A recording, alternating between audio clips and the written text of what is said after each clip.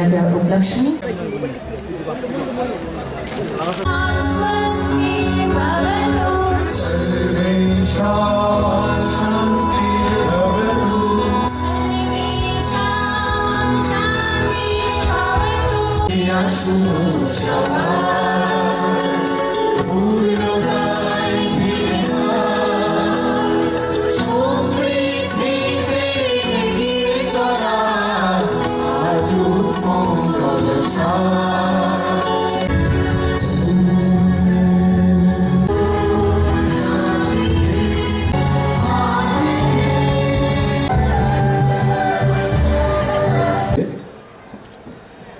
আমি অত্যন্ত আনন্দিত যে আজকে এই সুন্দর বইমেলা উদ্বোধনী অনুষ্ঠানে আমি উপস্থিত হতে পেরেছি। এই বইমেলা শুধুমাত্র বইমেলার মধ্যে সীমাবদ্ধ নয়, আমি মনে করি এই বইমেলা আমাদের মধ্যে যে সম্পর্ক, সেই সম্পর্ক মিলন সম্পর্ক সেটা গড়ে ওঠে এবং বিভিন্ন জানা অজানা আমাদের বিভিন্ন ব্যক্তির সাথে এবং নতুন নতুন বইয়ের সঙ্গে আমরা যুক্ত হতে পারি। বিশেষ করে আমরা হয়তো অনেকে ভাবি যে বই পুরনো হয়ে গেছে, তো সেই বই পুরনো কখনো হয় না। যে বই আমরা যখনই পড়ব সেই বই নতুন হয় এবং বই আমাদের আমরা জানি প্রত্যেকেই যে শিক্ষার বয়স কখনো সীমিত থাকে না।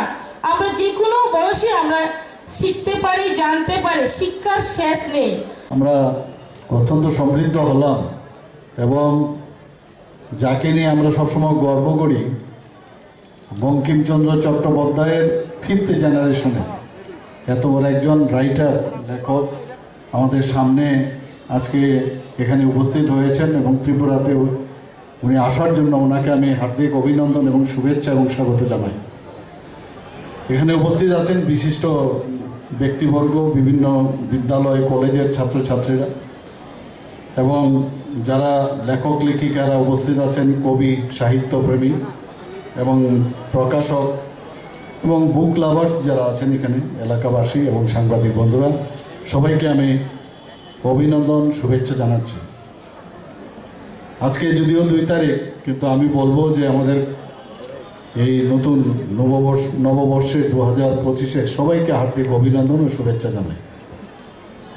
বইমেলার জন্য আমরা সবসময় বসে থাকি, কবে বইমেলা আসবে, বইমেলা আসবে। এবার বইমেলার যে দিনক্ষণ আমরা ঠিক করলাম, বিশেষ করে যারা ছাত্রছাত্রীদের কথা ভেবে আমরা এইবার যাতে তাদের পরীক্ষার সমস্যা না হয়, পরীক্ষার সময় যাতে তারা আসতে অসুবিধা হয় সাধারণত, সেই অসুবিধার কারণে আমরা আজকের এই যে দিনটি আমরা বেছে নিয়েছি এবং এই তথ্য সংস্কৃতি দপ্তর অগ্রণী ভূমিকা নিয়েছেন, এর জন্য ওনাদেরকে আমি ধন্যবাদ দেব।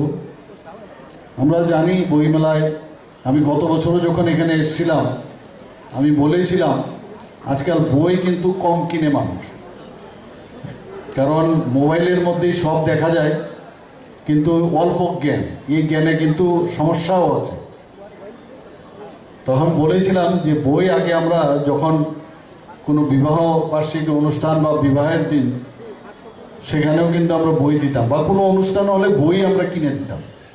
তো আমি আবেদন রেখেছিলাম যে সবাই যেন বই অন্তত কিনে, ফুলের পরিবর্তে বুকে নিয়ে যায় বা শাড়ি ইত্যাদি নিয়ে বই যদি দেয়, তাহলে যারা বই বিক্রেতা তাদেরও 2 পয়সা উপার্জন হবে, যারা লেখক লেখিকা তারাও কিন্তু লেখার মধ্যে আরও বেশি অনুপ্রাণিত হবে।